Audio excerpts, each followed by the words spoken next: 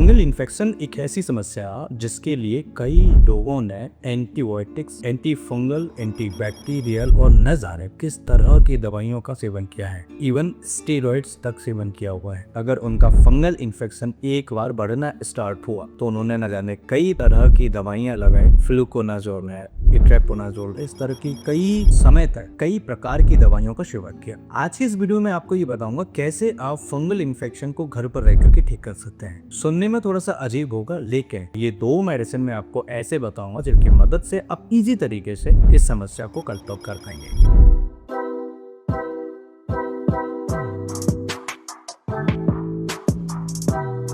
तो hello everyone, my name is doctor Lokendra from Gwalior Madhya Pradesh. आज के इस वीडियो में बताऊंगा अगर आपको बार बार खुजली स्किन पर होती है, लाल गोल दाग बनते हैं, क्रीम लगाते हो ठीक होता है फिर वापस आ जाता है, तो समझ लो आप सिर्फ बीमारी को दबा रहे हैं, इलाज उसका नहीं करवा रहे हैं। केवल और केवल आप उस बीमारी को दबा दबा के आगे के लिए बढ़ा रहे हैं। जड़ से खत्म नहीं हो रही है आपकी बीमारी। अब बात ये करते हैं कि कैसे आप इसे जड़ से ठीक कर सकते हैं। जड़ से ठीक करने के लिए 2 उपाय आपको करने पड़ेंगे, लेकिन उससे पहले मैं आपको बताऊंगा असली कारण क्या है, साइंटिफिक कॉज क्या है फंगल इन्फेक्शन का। बार बार क्यों होता है फंगल इन्फेक्शन, एक जगह से ठीक होता है दूसरी जगह क्यों होता है फंगल इन्फेक्शन, और इसके लिए 2 ऐसे मेडिसिन जो 100% प्रैक्टिकल रूटीन अगर आप करते हैं तो समझ लीजिए इस ठीक किया जा सकता है, आराम में जाएगा। फंगल इन्फेक्शन है क्या, सबसे पहले इसे समझिए। फंगल इन्फेक्शन मेनली होता है फंगस से, जैसे डर्मेटोफाइट्स या कैंडिडा। कॉमन टाइप्स होते हैं जिनमें सबसे पहला होता है रिंगो जिसे दाद कहते हैं, दूसरा होता है जॉकीच जिसे जामुन कहते हैं, और तीसरा एथलीट फुट यानी कि जिनको बहुत ज्यादा तो नहीं होता लेकिन एथलीट्स में ज्यादा तो देखने को मिलते हैं। सिम्टम्स क्या मिलेंगे, कैसे पहचानेंगे कि आपको ये फंगल इन्फेक्शन ही है। सबसे पहला सिम्टम्स आपको खुजली मिलेगा, यानी कि स्किन पर कंटिन्यूअसली खुजली हो रही है, मरीज क्रीम लगा लगा के परेशान हो चुका है लेकिन आराम नहीं मिल रहा, थोड़े बहुत दिन के लिए आराम मिलता है फिर वही सिचुएशन हो जाती है। दूसरा लक्षण होता है लाल घेरा होना, अगर लाल घेरा हो रहा है तो समस्या बढ़ती चली जाएगी। तीसरा लक्षण होता है स्किन का छिलना, यानी कि स्किन बार बार छिलती चली जाएगी और नई स्किन वहां पर आना स्टार्ट हो जाएगी, और कई बार मरीज इतना खुजलाते हैं कि वो ब्लड तक निकाल लेते हैं। तो हमेशा ध्यान रखिए, फंगस हमेशा मॉइस्ट और वार्म एनवायरनमेंट में तेजी से ग्रो करता है, यानी कि हल्की सी नमी में या फिर गर्म में। मेरे यहाँ अभी भी कई सारे ऐसे पेशेंट हैं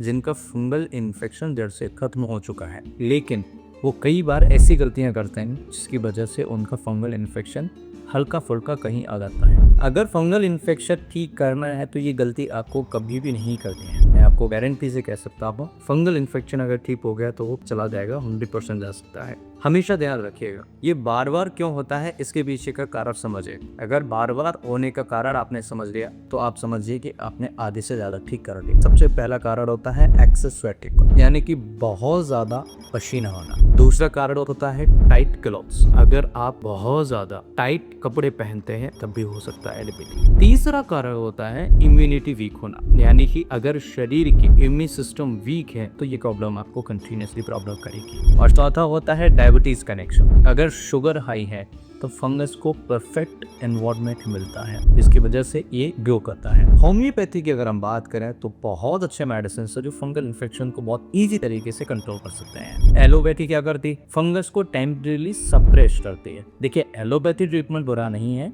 आयुर्वेदिक बुरा नहीं है, होम्योपैथी बुरा नहीं है, समय के अनुसार आपको कोई सा भी इलाज देना चाहिए। अगर आपको फंगस इन्फेक्शन हो गया है, अगर आपको स्किन से रिलेटेड कोई अदर इन्फेक्शन है या क्रॉनिक प्रॉब्लम्स हैं तो होम्योपैथी में जरूर जाइए। लेकिन होम्योपैथी कैसे काम करती है ये भी जानना जरूरी है। सबसे पहला, होम्योपैथी आपके शरीर के अंदर इम्यून सिस्टम को इम्प्रूव करती है, दूसरा स्किन रेजिस्टेंस बढ़ाती है, और तीसरा रिकरेंस रोकती है जिससे बार बार आपको नहीं होता। इसका मतलब ये समझिएगा, अगर आपको फंगल इन्फेक्शन है तो आपके मेडिसिन अलग होगी, अगर आपके भाई को इन्फेक्शन है तो उनकी मेडिसिन अलग होगी। होम्योपैथी में एक सिंगल रेमेडी को हम कई सारे पेशेंट्स पर नहीं दे सकते, ये होता है क्लासिकल होम्योपैथी। हमेशा ध्यान रखिए तीनों ही पैथियां अच्छी हैं, सही तरीके से सही रूल्स से मेडिसिन लीजिए, रूट कॉज पर काम करिए, बीमारी ठीक होती है। आपने कहावत सुनी होगी, लोहा लोहे को काटता है। होम्योपैथी भी इसी प्रकार से काम करती है, लाइक्स क्योर लाइक। अगर कोई पूछे व्हाट इज होम्योपैथी? तो आप बस इतना सा उसको कह दीजिए कि लोहा लोहे को काटता है, वैसे ही होम्योपैथी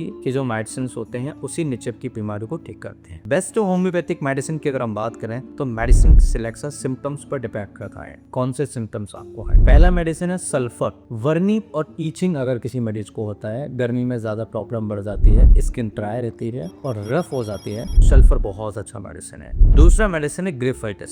ग्रिफाइटिस एक ऐसा मेडिसिन है जिससे स्टिकी डिस्चार्ज आता हो, मोटी स्किन हो गई हो और क्रैक्स आना स्टार्ट हो गए हो, तो ग्रिफाइटिस बहुत इफेक्टिव पावरफुल मेडिसिन। तीसरा मेडिसिन सीपिया। अगर मरीज को जामों के बीच में इंफेक्शन हो रहा हो, स्वाइकिंग बहुत ज्यादा होती हो, बहुत केसेस में देखा गया है कि ये फीमेल्स में ज्यादातर इन्फेक्शन होता है, कॉमन देखने को मिलता है। हालांकि मेल्स में भी होता है लेकिन फीमेल्स में ज्यादातर देखने को मिलता है, तो सीपिया बहुत अच्छा मेडिसिन है। और चौथा मेडिसिन है टेलुरियम। टेलुरियम एक ऐसा मेडिसिन है जिसमें रिंगवॉर्म है, परफेक्ट सर्कुलर लीजन अगर बन रहा है तो टेलुरियम आग बंद करके मरीज को दिया जा सकता है। और पांचवा मेडिसिन है आर्सेनिक एल्बा। बहुत ज्यादा खुजली मरीज को होती है, वर्निंग सेंसेशन होता है और रात में ज्यादा प्रॉब्लम बढ़ जाती है, ऐसे कंडीशन में आर्सेनिक एल्बा बहुत अच्छा मेडिसिन है। एक्सटर्नल यूज की अगर हम बात करें तो कैलेंडुला लोशन मरीज को दिया जा सकता है। अगर रूटीन की बात करें तो कुछ रूटीन आपको फॉलो करने पड़ेंगे, आपकी स्किन ड्राई हो चाहिए। दूसरा, अंडर वियर डेली चेंज करें। कई लोग होते हैं 3-3 दिन तक नहीं आते हैं, ऐसी कंडीशन में उनको इन्फेक्शन होने के चांसेस ज्यादा होते हैं। इसके अलावा स्वेट